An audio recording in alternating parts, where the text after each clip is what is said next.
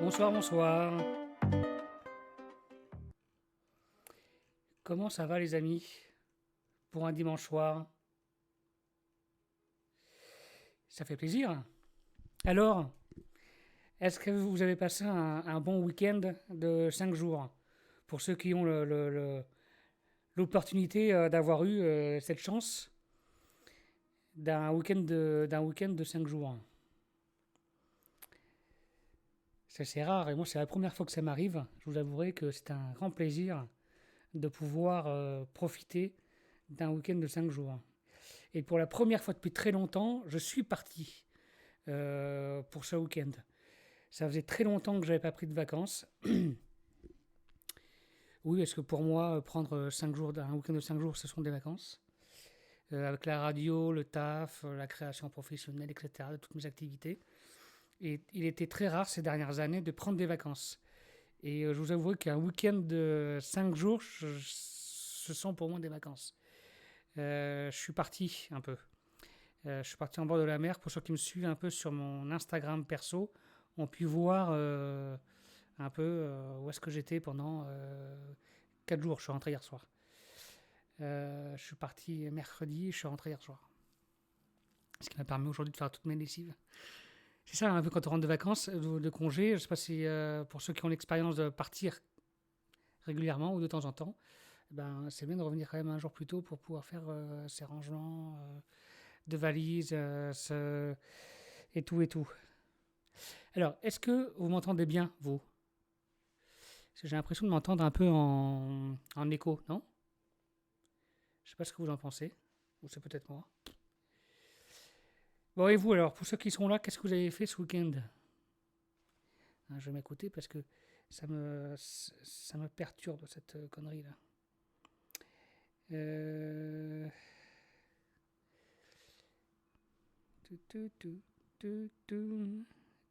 Non, c'est pas ça que je veux. Ma chaîne. Je veux m'écouter. Non, c'est pas ça que je veux. Ma chaîne. Je veux m'écouter. Non, ça va, hein. Non, ça va, ça va. Bon, vous avez fait quoi? Vous pouvez réagir dans le chat, hein, les gars. Pour ceux qui sont là, vous pouvez réagir. Alors aujourd'hui, parce que c'est pas tout, on va pas parler aussi que de notre week-end. Aujourd'hui, on va parler de radio. On va, on va parler de la radio grâce à un mec avec lequel on va voir ensemble régulièrement des vidéos de lui. Je vous invite à aller voir directement sa vidéo sur sa chaîne. D'ailleurs, je viens de voir qu'il a sorti une vidéo là. Il s'appelle Ludovic B.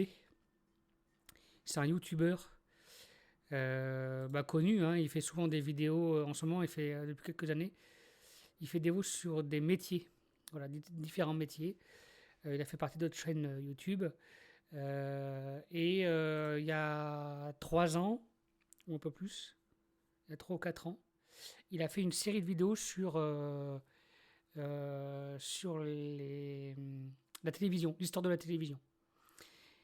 Et il y a peu aussi, il a fait des vidéos aussi sur la radio.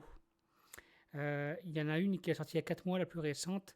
C'est une journée avec, avec un réalisateur d'émission de radio. Donc on va voir aussi cette vidéo-là, alors peut-être pas aujourd'hui, parce qu'il y a d'autres vidéos que je vais vous montrer avant. Mais il a fait des vidéos euh, sur l'histoire de la télé. Euh, sur le métier d'un présentateur télé, etc. Donc tu as fait des super vidéos là-dessus. On va pas toutes les voir parce que l'idée c'est pas non plus de tout spoiler et de faire de la, enfin de prendre ses potentielles vues pour moi. Moi ce que je veux vous montrer en tout cas, c'est au moins si ça peut vous donner envie de voir ces autres vidéos, c'est cool. Je vais vous montrer sa chaîne. Euh, hop, voilà. Donc vous voyez ici, c'est sa chaîne Ludovic B. Il a fait plusieurs vidéos que je kiffe sur différents métiers. Voilà, donc c'est plus de 100 000 vues, 600 000 vues pour métier de conducteur de train. Enfin, il fait beaucoup de vidéos sur les différents métiers et il est en partenariat, je crois, avec Région Job, je crois. Ça s'appelle plus comme ça maintenant. Et non, c'est cool, il fait de super vidéos, il produit des super contenus sur différents métiers. Et il avait fait des vidéos sur l'histoire de la télé qu'on va regarder, on va regarder quelques-unes de ces vidéos. Et en fait, aujourd'hui, je voulais qu'on regarde ensemble celle qu'il a fait il y a 3 ans. Et presque 100 000 vues. Il a été obligé de la republier parce qu'elle avait été bloquée. Et en fait, là, sur l'histoire des radios pirates. Et c'est un peu l'histoire des radios que je voulais... quitte à commencer par le début de la radio, commençons déjà par ça. Attendez.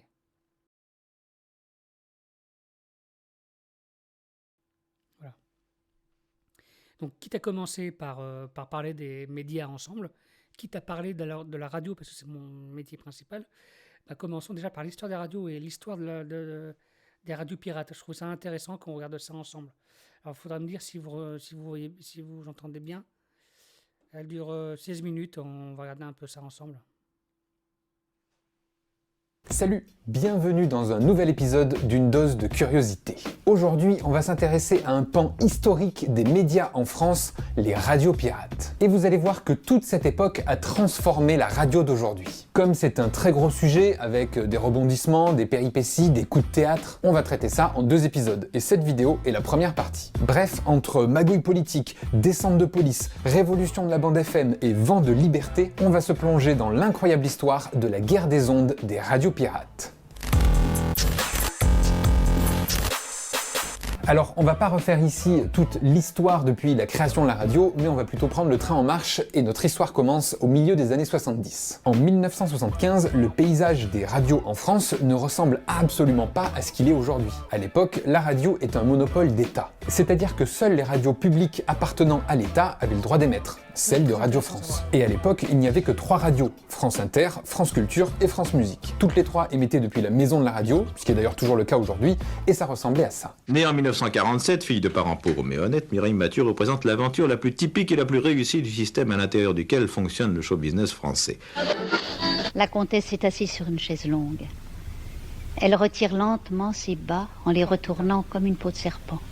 Que les micros de France Musique se trouveront à Bayreuth, d'où sera transmis en direct la tétralogie de Wagner. Mais même si ces radios contrôlées par l'État étaient les seules qui avaient le droit d'émettre en France, ça ne voulait pas dire que c'était les seuls qui émettaient. Pour contrer le monopole de l'État, il y avait ce qu'on appelait les radios périphériques. L'idée était simple, installer des émetteurs radio de l'autre côté de la frontière, dans des pays où émettait. Pour contrer le monopole de l'État, il y avait ce qu'on appelait les radios périphériques. L'idée était simple, installer des émetteurs radio de l'autre côté de la frontière, dans des pays où la réglementation l'autorisait, et diriger les ondes radio vers la France. Et ainsi, certaines radios pouvaient contourner le monopole de l'État. C'était le cas de RTL, qui émettait déjà à l'époque depuis le Luxembourg, d'où le L de RTL, Radio Télé Luxembourg, mais aussi de RMC, Radio Monte Carlo, c'est le nom d'un quartier de Monaco, et la radio émettait depuis là-bas. Sud Radio et Radio Andorre depuis la principauté d'Andorre dans les Pyrénées, Radio Océan depuis l'Espagne et Europe 1 à l'époque Europe numéro 1 émettaient depuis la région allemande de la Sarre. Ces radios diffusaient leurs programmes en français mais depuis l'étranger. Pour ça, ces radios émettaient sur ce qu'on appelle les grandes ondes. Ça leur permettait d'être captés. Ça, c'était incroyable quand même, parce qu'avant, donc comme il explique, c'est que les radios à l'époque, c'était des monopoles d'État, c'était que des radios publiques, et tout le reste était interdit. Démocratie, hein, à l'époque. Et pas de radio privée, il n'y avait que des radios contrôlées par l'État. Donc très de gauche, quoi, très comment on appelle ça, stalinien, quoi, un peu, hein, toi, tout monopole d'État, toi, déjà à l'époque.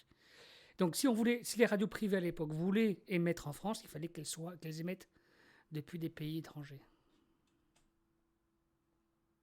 étaient sur un grand périmètre avec une seule antenne et donc d'arroser toute la France. Pour certaines, leurs programmes étaient réalisés à Paris et transmis par câble jusqu'à l'émetteur à l'étranger. Par exemple, Europe 1 était déjà au 26 bis rue François 1er à Paris. Ils y produisaient tous les programmes avant de les transmettre à l'antenne située sur le plateau de Felsberg en Allemagne à quelques kilomètres de la frontière. Ce détournement de la loi leur permettait de contrer le monopole d'État. Et ces radios, qui avaient vu le jour après la guerre, avaient un ton résolument plus différent de ce que faisait l'ORTF, devenu Radio France.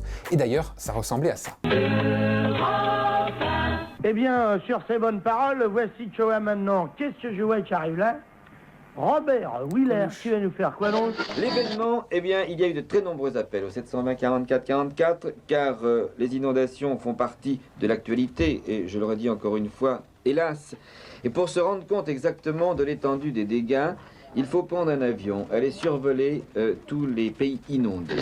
Avec le cœur, Claude François, votre invité, évidemment une fois de plus, puisque chaque 2 mercredis, c'est-à-dire 2 mercredis par mois, je suis votre invité de 18h à 19h. C'est-à-dire qu'en fait, je vous invite à bien vouloir m'appeler au téléphone et à m'écrire des cartes postales et lettres auxquelles je réponds. Mais évidemment, ces radios périphériques ont rapidement énervé l'État français puisqu'il ne pouvait plus contrôler les ondes. Et comme ils ne pouvaient pas les interdire puisque les émetteurs n'étaient pas en France, ils ont dû trouver une autre solution. Plutôt que d'essayer de les supprimer, il fallait les contrôler. Pour ça, des parts de sociétés de ces radios ont été rachetées par la Sofiérad, la société financière de radiodiffusion, et une société détenue à 100% par l'État français. Et pour les radios périphériques, c'était aussi un bon coup, puisque ayant l'État français avec eux, ils n'étaient plus dans cette pseudo-illégalité. Donc voici le paysage radiophonique en France en 1975 et le début de notre histoire. 3 radios publiques et quelques radios périphériques, mais dont l'État est actionnaire. Autant dire que le monopole est bien présent, mais évidemment, il ne va pas le rester longtemps. Parce que comme ce système de monopole existe dans d'autres pays d'Europe, un mouvement commence à naître, celui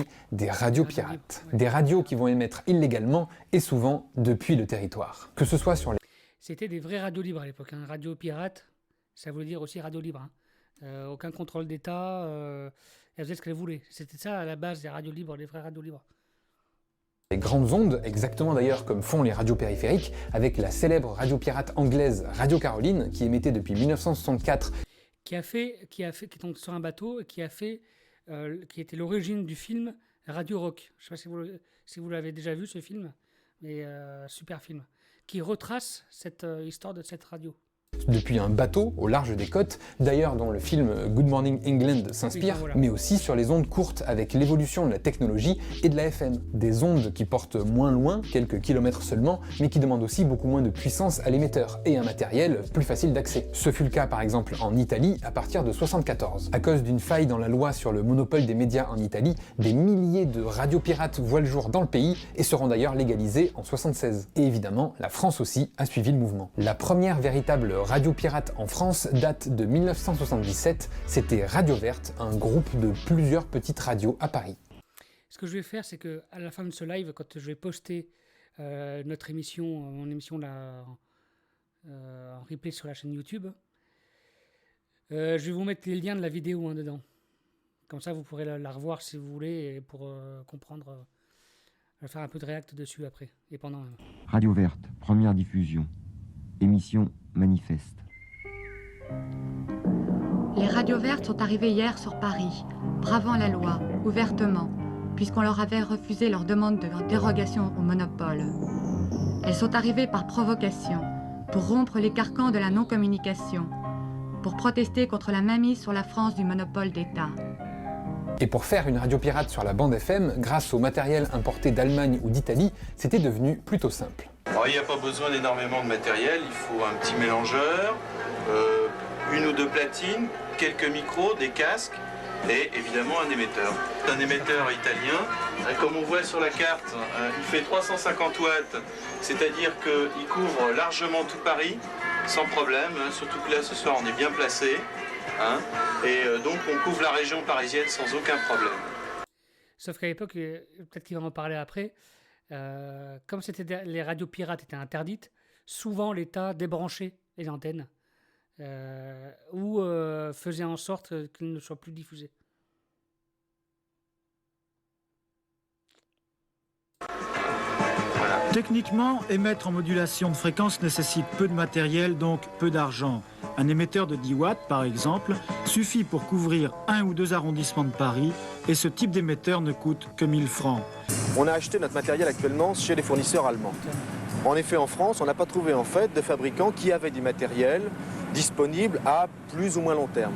En fait, par exemple, les Allemands avaient déjà prévu l'opération, et vous allez chez eux, ils vous disent même pas quelle puissance, mais sur quelle fréquence voulez-vous émettre? Ils ont ça en stock.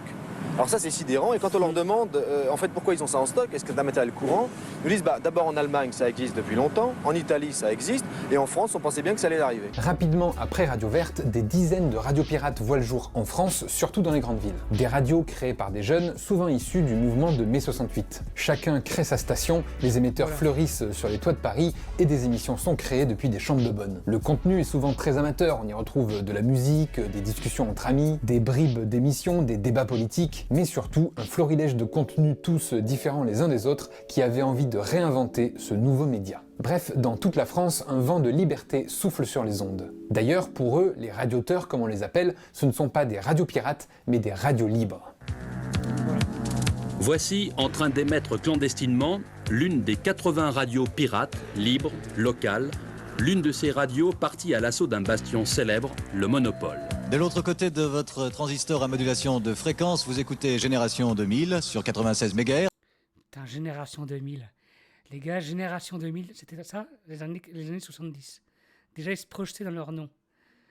Je crois que, quand tu entends un peu et quand tu entends la musique, ce qu'on appelle la musique de fond, le bed, le tapis sonore, quoi, le bed,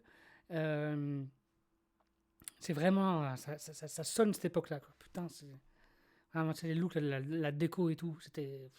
C'est en stéréo. On y retrouvait Radio 11 Débrouille, Radio Fil Rose, Radio 93, Fréquence Montmartre, Radio Ivre, Radio OVNI ou encore Radio Nana. Bref, les ondes se remplissent petit à petit de radios pirates. Radio Ivre, la seule radio en France qui diffuse du reggae de la Jamaïque.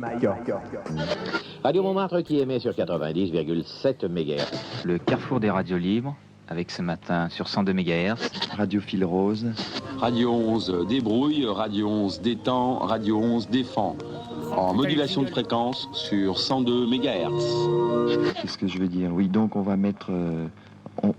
Attends, écoute s'il te plaît. Oh là là. Bon, excuse-moi. De quoi on parlait là juste à l'instant? Pour survivre, ces radios se finançaient par des pages de pub pour les commerçants du quartier. Un joyeux bordel qui ne plaisait pas du tout au président de la République de l'époque, Valéry Giscard d'Estaing. L'État s'en rendait bien compte, ils étaient en train de perdre le contrôle des ondes. C'est ça, parce que, comme je disais tout à l'heure, ça fait très... le gouvernement à l'époque contrôlait tout, ça faisait très Russie un peu, hein, ça, je sais plus comment on appelle ça. Mais voilà, on vraiment contrôlait tout le monopole d'État. Donc mais c'était à l'époque des gouvernements de droite. Et donc ça faisait chier le gouvernement de Giscard. Et on va voir après, mais à l'époque, la gauche, donc de Mitterrand, se servait bien des radios pirates pour faire sa promo de campagne. Pour les élections présidentielles suivantes. Je crois que c'est dans celle-là vidéo ou dans celle d'après qui parle de ça. Des voix contestataires au gouvernement de l'époque commençaient à s'élever et il fallait y remédier. Tout est prêt techniquement pour que les émissions aient lieu. Les autorités peuvent évidemment décider ou bien de nous brouiller ou même de nous arrêter. Dans ces cas-là, nous ne faisons évidemment pas le poids, mais pour plein de raisons, il n'est pas sûr qu'ils le fassent. Bien sûr qu'ils l'ont fait. Le gouvernement passe à l'action et demande aux techniciens de TDF, Télédiffusion France, de brouiller les radios pirates. L'idée est simple, repérer une radio pirate et émettre un son sur la même fréquence mais avec plus de puissance pour le recouvrir. Et quand ça arrivait, ça... TDF, ça existe toujours, il me semble.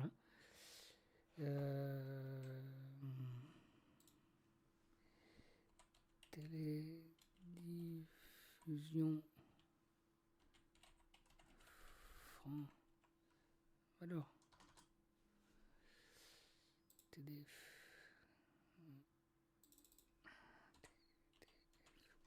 Ouais, ça existe toujours. Opérateur des radios numériques. En fait, c'est l'un des plus gros opérateurs d'antenne. Il y en a plusieurs, hein. Je crois qu'ils sont 2 concurrents. Et donc ça, c'est vraiment un acteur historique. Il déploie les antennes, en fait. Voilà. Donnez ça. Et pour commencer le programme d'aujourd'hui, nous vous présentons une espèce Mais le brouillage n'était qu'une solution temporaire pour le gouvernement. Déjà parce que quand ça arrivait, il suffisait aux radios pirates de changer de fréquence, et qu'en plus, les techniciens de TDF n'allaient pas brouiller toutes les fréquences de la bande FM à vie. Alors en plus du brouillage, la police essayait de trouver d'où partait le signal et allait couper l'électricité dans tout l'immeuble. Ou alors, ils rentraient de force dans les appartements pour dénicher les équipes des radios pirates, saisir le matériel et les arrêter. S'ensuit alors une chasse entre les techniciens de TDF et les policiers contre les radios pirates. Mais les radios étaient très mobiles et changeaient souvent de lieu de diffusion. Sans le vouloir, nous avons provoqué le énième déménagement de Fréquence Montmartre. Vivant depuis 4 ans dans l'illégalité, cette radio libre, comme une centaine d'autres en France, redoute les perquisitions de la police. Aujourd'hui, ils vont émettre chez... Alors, il faut savoir que pour les web radios, le combat n'est pas le même depuis. Parce que quand les FM, quand les web radios ensuite sont arrivés dans les années 2000, l'État a cherché, au lieu de les couper, de se faire du pognon avec. Mais ça, on en parlera peut-être dans une émission suivante. Chez un copain photographe. Ils occupent la fréquence de 95 MHz de 18h30 à 19h30. L'équipe, des bénévoles, tout à la fois techniciens et journalistes. Ils se réunissent 5 fois par semaine après leur journée de travail. Tous ont en commun de faire une radio libre. Et souvent, les radios pirates étaient accueillis directement chez les auditeurs qui proposaient de les héberger quelques heures ou quelques jours. Ça pouvait aller de la chambre de bonne au grand appartement bourgeois, en passant par les halls d'immeubles, bref, tout était bon pour échapper à la police et au brouillage. Ça devait être une sacrée époque. Ça devait être une sacrée époque. Je kifferais revivre ça, vivre ça. Parce que moi, j'étais trop jeune, enfin, j'étais pas encore né, dans les années 70. Faut pas exagérer quand je suis vieux quand même, mais quand même. Non. Mais j'aurais kiffé vivre ça.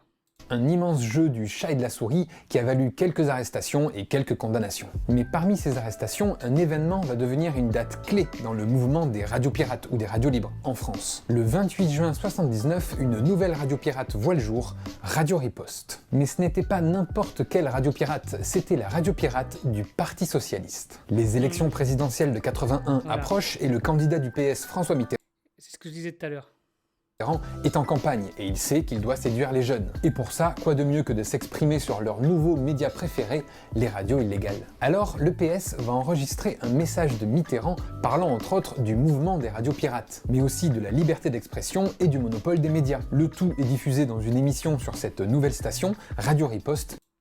Sachant que en 81, quand Mitterrand est élu, il ne libère pas les radios tout de suite. Parce que bizarrement, avant d'être élu, il voulait libérer les radios, faire en sorte qu'il n'y ait plus un monopole d'État sur les radios, que les radios soient libres. Mais, arrivé au pouvoir, il dit, en fait, non. Non, mais ça, il faut le savoir. Et donc, ça a été fait dans l'année ensuite, je crois que c'était 81 ou 82. Enfin, ça s'est fait dans les mois suivant son élection, mais arrivé au pouvoir, quand il avait l'occasion de libérer les radios quand le sujet est arrivé sur la table, au départ, il n'était pas d'accord. Qui émet depuis le siège du Parti Socialiste. Et évidemment, le gouvernement de Giscard d'Estaing n'a pas tardé à réagir. Bonsoir, ici Radio Riposte, la radio des socialistes de Paris. 19h, la radio clandestine des socialistes de Paris commence son émission dans les combles du 12 Cité Malesherbes, l'un des sièges du PS. François Mitterrand explique que pendant 1 heure, l'émission aura pour thème les libertés. Une radio libre à partir de sa fédération de Paris.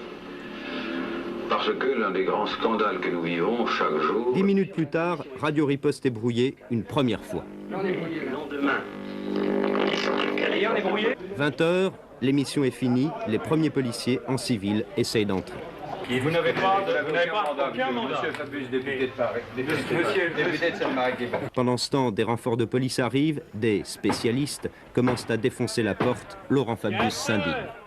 C'est la première fois dans l'histoire, à ma connaissance, qu'un gouvernement donne l'ordre d'enfoncer les portes d'un parti politique.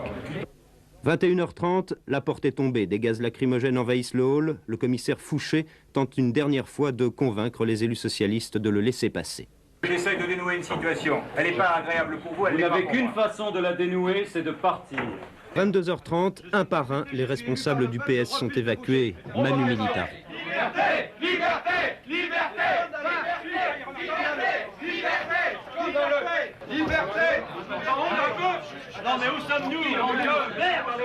Vous êtes une bande de salauds. Notre caméraman, poussé par un policier en civil, tombe dans l'escalier. Au final, Mitterrand et Fabius sont inculpés pour avoir illégalement diffusé une émission de radio et avoir voulu outrepasser le monopole d'État, comme il le raconte dans une conférence de presse. Le procès qui commence n'est pas celui qu'on veut instruire contre le Parti socialiste et son premier secrétaire. Il est celui que les socialistes engagent contre l'arbitraire et l'illégalité des agissements du pouvoir politique actuel. On a voulu un procès politique, on l'aura. Mais François Mitterrand et la gauche ont réussi ce qu'ils voulaient faire. Faire craquer le pouvoir en place et se mettre les jeunes, friands des radios libres, dans la poche. Et l'utilisation en public de la force par l'État pour museler les radios libres va se reproduire. La même année, la fermeture d'usines sidérurgiques va pousser la CGT à créer 2 radios pirates syndicales, Lorraine Cœur d'Acier et Radio Quinquin. À l'antenne, de la musique, mais surtout des messages de lutte contre la fermeture des usines. Et là aussi, le gouvernement envoie les CRS pour faire taire les radios pirates et surtout leurs messages politiques. Enfin, la dénonciation par Pierre Mauroy de l'intervention des forces de police contre les locaux de Radio Quinquin à Auby, près de Douai. Je vous le disais en effet hier soir, le gouvernement a choisi l'épreuve de force contre les radios libres. C'est hier soir que la police a décidé d'intervenir contre cette radio pirate qui brave le monopole d'État depuis le début du mois d'avril. Au cours de l'opération, la police a procédé à plusieurs vérifications d'identité. Sur les 45 personnes interpellées, 10 militants CGT seront présentés ce soir au parquet pour avoir violemment résisté aux forces de l'ordre dans la nuit d'hier. Selon les enquêteurs, des photos prouvent que ces personnes lançaient des projectiles sur les policiers qui ont riposté avec des grenades lacrymogènes. Selon la CGT, le matériel radio de Nancy Cœur d'Acier a pu être déménagé avant l'arrivée des forces de l'ordre, ce qui n'est pas le cas à Paris pour Radio Paris 80 investi hier, ainsi que Radio Quinquin. La liberté d'expression à l'époque, c'était dur, hein. Près de Douai qui émettait depuis 7 mois. L'opinion publique s'indigne et une partie de la population demande la libération des ondes. Mais le gouvernement s'entête à conserver le monopole et continue d'enfoncer les portes, de brouiller, de saisir le matériel et de réprimander. Mais le mouvement ne faiblissant pas, Radio France, donc la radio d'État, tente une autre solution. Reconquérir les jeunes sur leur terrain. Créer une nouvelle radio publique d'État, mais cette fois-ci faite pour les jeunes. Radio France lance alors Radio 7. Qui va devenir Move. Départ Radio 7, 6, 5, 4, 3, 2, 1, 0.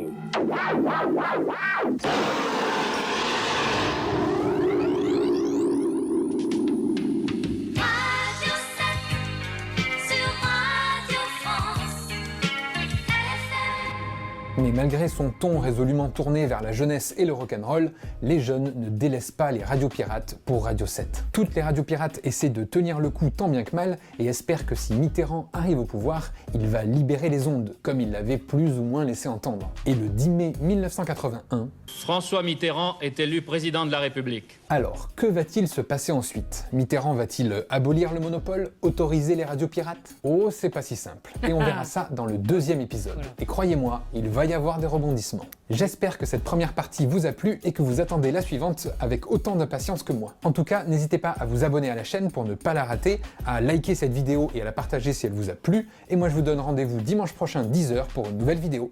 Salut! Ouais, donc, suspense. Comme il le dit à la fin, c'était pas gagné. Certes,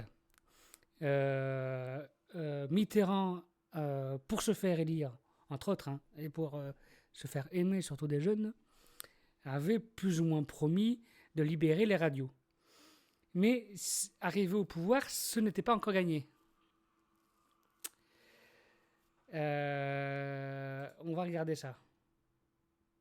Nouvel épisode d'une dose de curiosité. C'est la deuxième partie de l'incroyable histoire des radios libres, les radios pirates, en France. Évidemment, pour comprendre, il faut avoir vu la première partie. D'ailleurs, elle est disponible juste ici. On s'était arrêté en 81 avec l'élection de Mitterrand et l'espoir des radioteurs de voir la bande FM libérée du monopole d'État. Mais évidemment, ça va pas être si simple. Le 10 mai 1981, François Mitterrand est donc élu président de la République. Il nomme Pierre Mauroy Premier ministre et Georges Filiou ministre de la Communication, chargé, entre autres, du dossier des radios libres. Et alors que ni Mitterrand ni Filiou n'avaient dit quoi que ce soit, tout le monde pensait que le combat était gagné et qu'ils allaient enfin libérer les ondes et autoriser les radios pirates. Récemment, en recherchant une station de radio en modulation de fréquence, vous avez peut-être entendu cet indicatif bizarre. C'est celui de Radio Cité Future, une radio pirate qui a commencé à émettre dimanche dernier à 20h, dès les premiers résultats des élections. Pendant 4 ans, on a eu la police, on a eu le brouillage, convoqué, procès, et là, il semblerait qu'on va être au moins toléré, et j'espère un peu autorisé. En tout cas, hier soir encore, Radio Verte a été brouillée après seulement 30 minutes d'émission. Et oui, pour l'instant, je vous rappelle tout de même, mais je le rappelle surtout aux amateurs, le monopole de diffusion existe toujours en France de par une loi votée par le Parlement. Les radios libres sont donc toujours et encore interdites. Et oui, il faut pas oublier que selon la loi, à cette époque, les radios pirates étaient toujours illégales. Et d'ailleurs, contrairement à ce que tout le monde pensait, Mitterrand n'était pas à 100% chaud pour la libération des ondes. Beaucoup de questions restent donc posées, d'autant que le gouvernement, pour le moment, se contente de consulter. Et non, parce que libérer les radios, ça voulait dire forcément que des gens qui étaient pas favorables au pouvoir en place puissent communiquer. Et les politiques ne sont pas très chauds pour qu'on dise du mal d'eux. Il n'a pas la moindre envie de laisser la plus petite porte ouverte à une situation à l'italienne. En réalité, il craignait que la droite, qui était maintenant dans l'opposition, ne se serve des radios libres pour communiquer leurs idées. Et au final, c'est assez ironique parce que c'est exactement ce qu'il avait fait avec Radio Riposte. Du coup, durant l'été 81, l'État français continue le brouillage, les descentes de police et la confiscation du matériel de certaines radios. D'ailleurs, les radios étaient tellement rodées avec le brouillage durant toutes ces années qu'il leur arrivait parfois de tendre des pièges à la radio d'État. Comme quand Radio Ivre avait volontairement émis sur la fréquence de France Inter Paris, FIP, forçant les autorités à brouiller la fréquence et donc à brouiller FIP. C'est FIP l'appareil ? Oui, bonjour. Ici, c'est vos collègues de Radio Ivre qui voudraient vous parler d'un petit problème technique. Nous avons émis cette nuit sur votre fréquence et puis nous avons été brouillés vers minuit, un petit peu vers 11h. Et le brouilleur, il a laissé son brouillage sur la fréquence de FIP.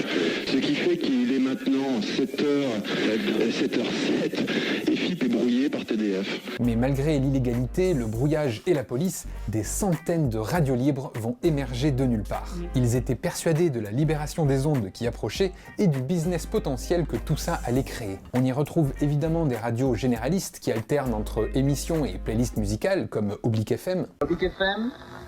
Hein ? Vous avez dit quoi ? Oblique FM ? Ah oui, c'est Oblique FM, c'est la nouvelle station qui s'est ouverte le 27 février, vous savez, là, sur 91.4 MHz, et puis qui émet tous les soirs à partir de 10h30. Ou encore Carole FM. On vous souhaite une très très bonne soirée sur Carole FM. Carole FM. Mais aussi des radios engagées politiquement, comme Radio Tomate, une radio d'extrême gauche. Radio Tomate, gérée par un collectif de bénévoles, elle émet 24 heures sur 24 elle aussi. Ils ont squattérisé un rez-de-chaussée et une cave d'immeuble. Très peu de frais, si ce n'est l'électricité. Radio Mystère, créée par des journalistes du Nouvel Observateur. Radio Mystère. Radio La Bulle, du parti politique Lutte Ouvrière. Si là où vous travaillez, il y a des abus à dénoncer, des habitudes à blaguer, des autorités à chambrer, prenez contact avec Radio La Bulle. Radio Libertaire, de la Fédération des anarchistes. Radio Libertaire, la voix 100 mètres.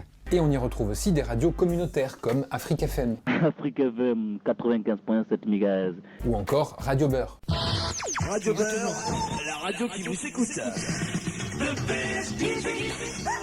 Radio Beurre qui existe toujours, Radio Beurre. Je vais vous montrer, je crois que Radio Beurre. Radio Beurre.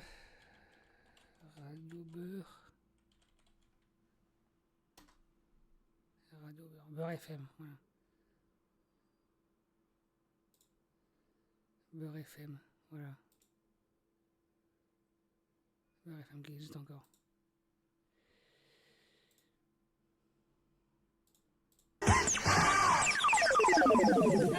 Radio J, une radio juive. Vous aurez en direct de votre cuisine la cuisine de nos bonnes mamans juives qui seront en direct avec vous sur Radio J. Lumière 101, une radio catholique. Lumière 101 donnera la parole aux associations, mouvements et personnalités que vous aimez. Ou encore Radio Soleil. Radio Soleil, une radio pour la communauté immigrée. Ce n'est qu'une des 150 radios associatives qui se disputent la bande FM à Paris, où il n'y a la place que pour 30 à 40 stations.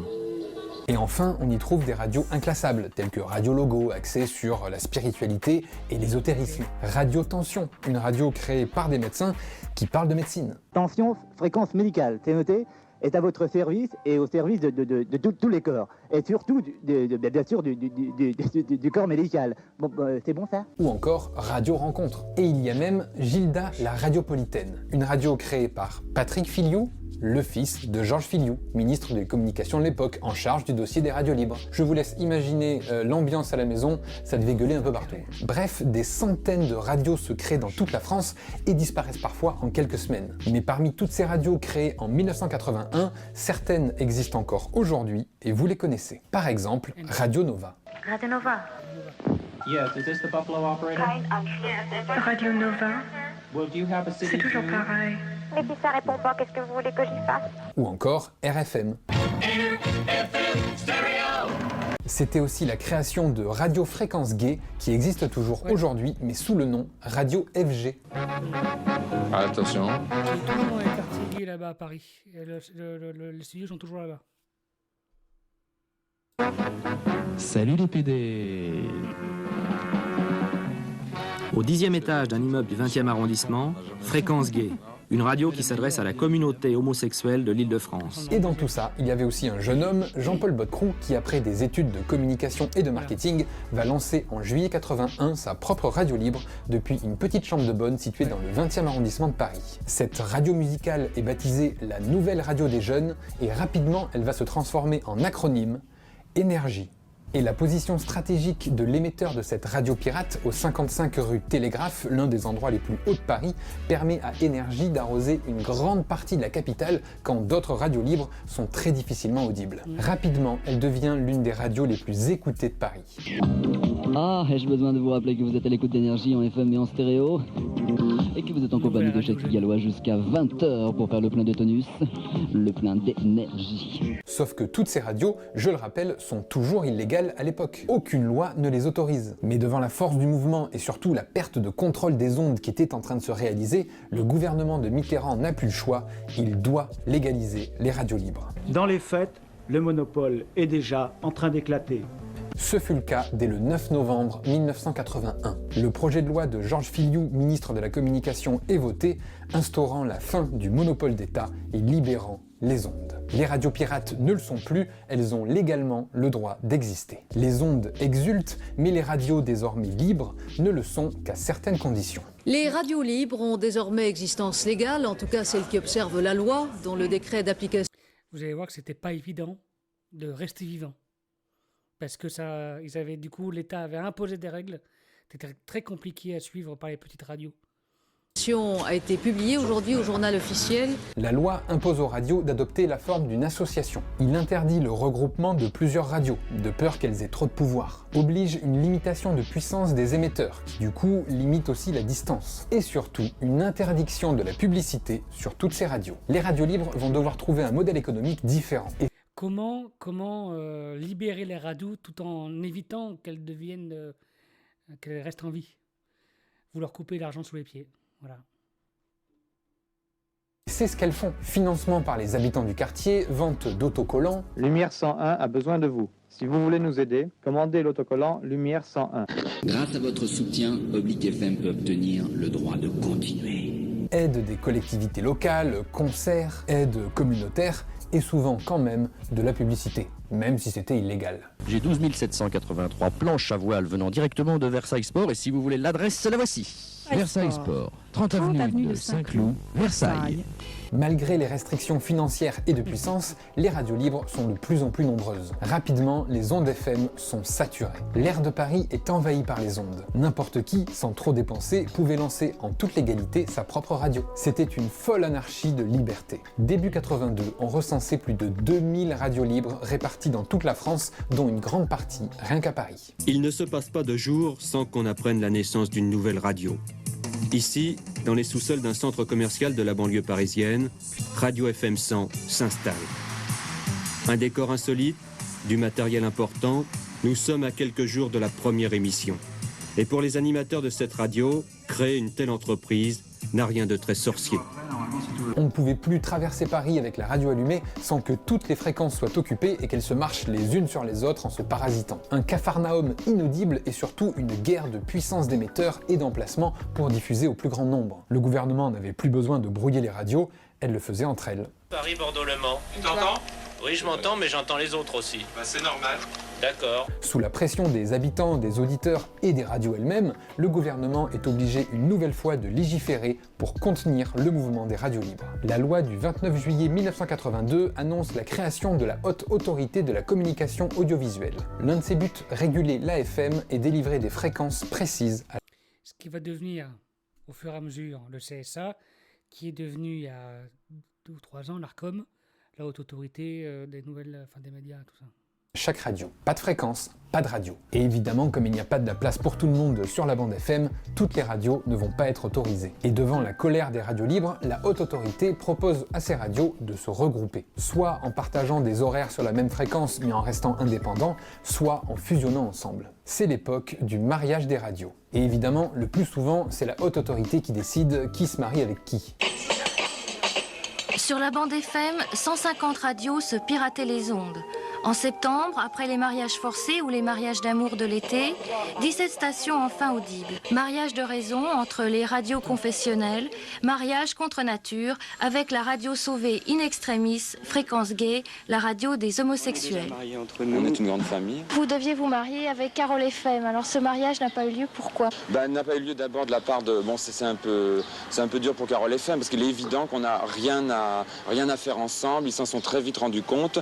Oui, pas de mariage avec Fréquence Gay pour la simple et bonne raison que Fréquence Gay a obtenu donc cette fréquence à part entière dans les petites fréquences et qu'il est hors de question qu'on se marie avec une station qui a donc son identité propre. Nous sommes une radio pionnière, Carole FM, bien avant le 10 mai.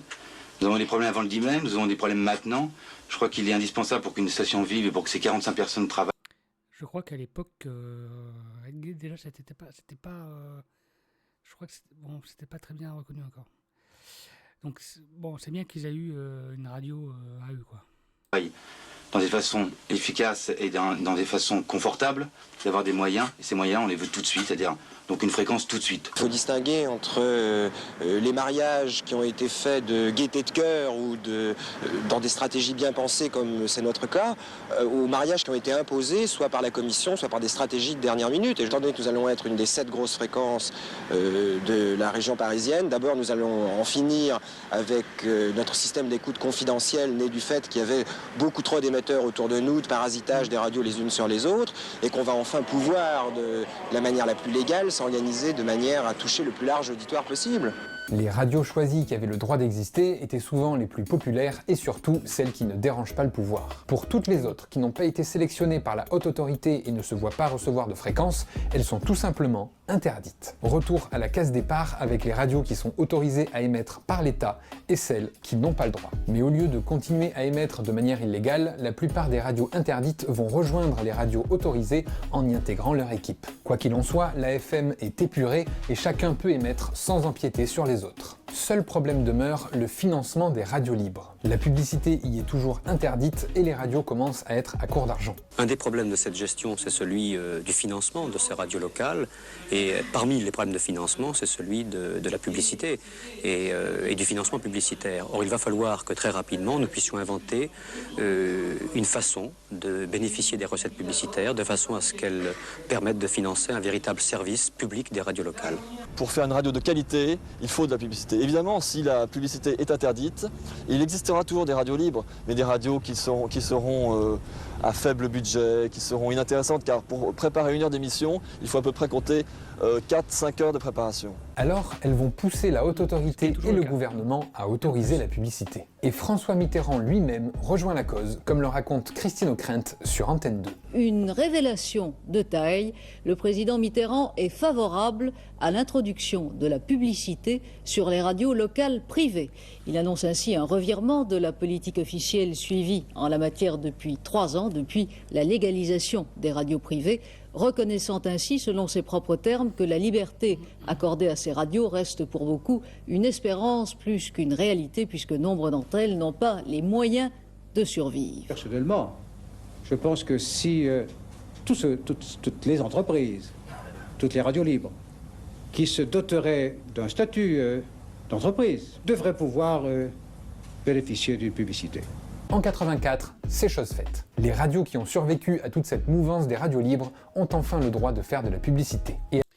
Ouais, parce que les radios qui ont survécu à tous ces changements, à toutes ces nouveautés, voilà, elles étaient peu nombreuses à arriver jusque-là.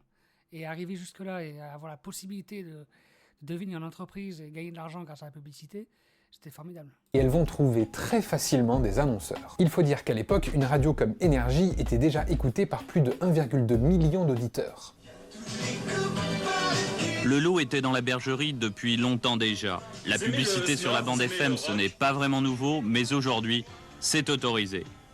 Fini les galères des parrainages, sponsoring et autres publi-reportages. Vive la pub, vive le commerce.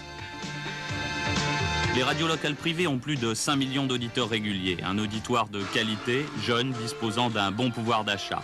Une cible convoitée par les publicitaires. Le temps des démonstrations de force est donc venu, on rassemble ses auditeurs dans de grandes fêtes. Il faut impressionner les annonceurs. Bien, l'autorisation de la publicité va d'abord nous apporter l'indépendance, la véritable indépendance. Nous allons... Jean-Paul Bodecroux, je crois qu'il est toujours à tête d'Énergie. Je crois que c'est toujours lui le patron.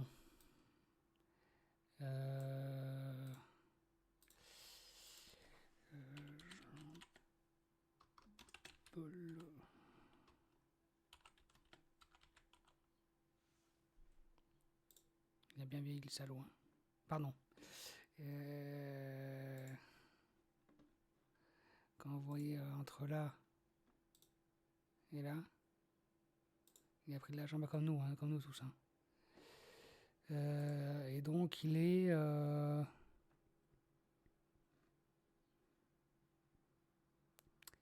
fondateur, principal actionnaire du groupe. C'est le principal actionnaire du groupe, Énergie toujours.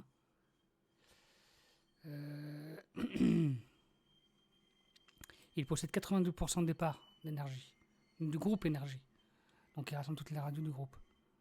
Dans la radio du groupe, il y a Énergie, Nostalgie, Rire et Chanson et Chérie FM. Et les chaînes de télé, Énergie 12, Énergie Hit et Chérie 25. Je crois qu'il est toujours, ouais. Peut-être que c'est marqué là. Oui, toujours. Jean-Paul Bodecroux, toujours fondateur. Toujours directeur général. On ne dépendre que de nous et de nos auditeurs, et ça va nous permettre de devenir encore plus professionnels. Les radios qui opteront pour le statut commercial vont devoir convaincre les annonceurs de leur capacité d'imagination, de leur rigueur, de leur audience. Mais pour conserver cette audience, elles devront aussi se défier de la publicité. Grâce à l'argent des publicités, les radios déménagent pour de nouveaux locaux bien plus grands. Elles embauchent à tour de bras et surtout se payent de véritables émetteurs. Mais emportées par leur nouvelle force financière et leur légalisation, beaucoup de radios vont avoir les yeux plus gros que le ventre. Elles vont dépasser la puissance autorisée de 500 watts de leurs émetteurs et elles vont bien évidemment devenir hors la loi, mais en plus elles vont brouiller les fréquences de Radio France. Et là, ça ne passe pas. Pour qu'il serve d'exemple, la Haute Autorité va supprimer le 4 décembre 84 les droits de diffusion de 6 radios les plus populaires. Il y a 1200 radios dans la France, il y a 23 fréquences sur Paris.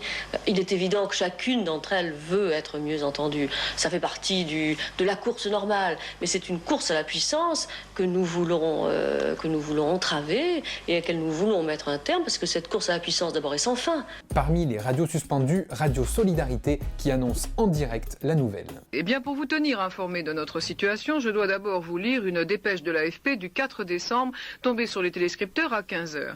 La Haute Autorité de la communication audiovisuelle, réunie mardi en session plénière, a décidé de suspendre l'autorisation d'émettre des 6 radios locales privées parisiennes, dont Radio Solidarité, accusées par leurs émissions trop puissantes de porter atteinte à la sécurité des communications, au bon fonctionnement des services publics et à l'écoute des radios autorisées. Ces suspensions, qui vont de 12 jours à 1 mois, touchent les radios suivantes: Énergie 30 jours, Solidarité 12 jours, 95.2 15 jours, Voix du Lézard 15 jours, Libertaire 10 jours, Alors, TSF 93 La Voix du Lézard, c'est l'ancêtre de Skyrock. 12 jours. Alors, notre réponse, la réponse de Radio Solidarité. Mais d'abord, c'est une constatation. En dépit des pressions du pouvoir politique délirant, la Haute Autorité a donc choisi d'appliquer la loi. Alors, dès que Radio Solidarité aura la notification légale de la décision de la Haute Autorité, elle va commencer elle aussi par utiliser les moyens de recours prévus par cette loi, c'est-à-dire que nous allons contester cette décision de suspension d'émettre pendant 12 jours. Mais là, au moins, la procédure est plus démocratique parce que devant la justice, on peut s'expliquer, devant les CRS, non. Mais malgré la suspension, les radios continuent d'émettre. Énergie va même lancer un appel à la manifestation contre cette décision. Ils pensaient qu'une poignée de jeunes allait descendre dans la rue, mais ça a donné ça. 30 000 selon la police, 200 000 selon les organisateurs.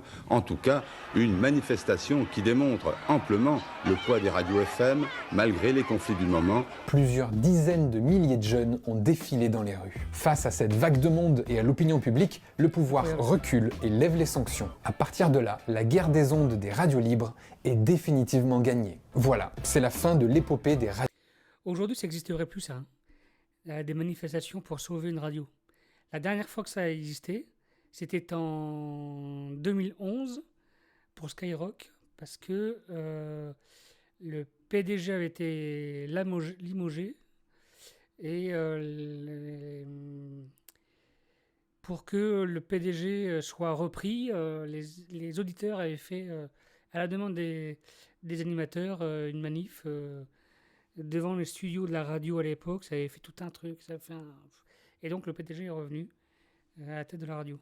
Radio libre. En revanche, on peut encore trouver l'esprit des radios libres vivre encore aujourd'hui sur Twitch. Oui, il y a beaucoup de points communs, si on met évidemment de côté l'aspect illégal des radios libres, qui n'est pas le cas sur Twitch. Mais l'idée d'être en direct sur un média où tout est à faire, où la liberté et la créativité règnent, où il suffit d'un peu de matériel et de talent pour tenir une audience qui va de chaîne en chaîne, un peu comme on change de station de radio, tout ça est très similaire. Et ça l'est encore plus quand on écoute cette phrase. Et en définitive, monter une entreprise actuellement dans le domaine de la radio, on a à peu près les mêmes difficultés dans notre domaine, si ce n'est qu'on a l'impression d'être quand même un peu plus pionnier et un peu plus aller un peu plus à l'aventure qu'une entreprise comme un supermarché où on connaît quand même les procédés en fait d'implantation.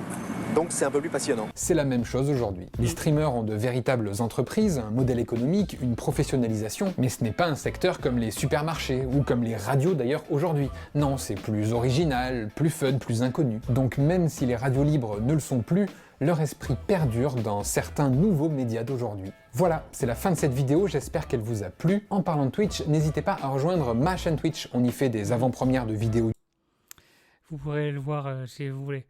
Mais en tout cas, voilà, je voulais vous montrer aujourd'hui un peu cette suite de vidéos de Ludovic B, que je vous mettrai dans le replay de cette émission sur YouTube. Voilà, c'est pour moi la radio, c'est quelque chose de très passionnant, qui est toujours. Hein. Donc voilà, je voulais vous partager ça aujourd'hui. Voilà, vous n'avez pas été nombreux à me regarder sur Twitch aujourd'hui, donc pas de réaction, donc pas de débat, pas de voilà. Mais n'hésitez pas à faire partager ma chaîne Twitch sur vos réseaux, à me rejoindre sur Twitch et à commenter avec moi un peu l'histoire de la radio, à commenter un peu les médias, les podcasts, la musique. Voilà, c'est un peu l'histoire, c'est un peu la traditionnelle sur cette chaîne Twitch. C'est ma deuxième émission Twitch aujourd'hui. La première, c'était il y a 15 jours. J'avais pas pu faire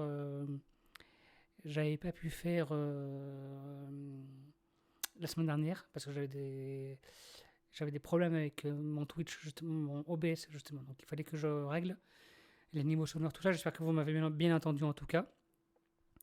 Voilà, eh bien, écoutez, là, alors, le programme à 20h, je crois qu'il y a la cour média, je crois, qui sont en direct aujourd'hui.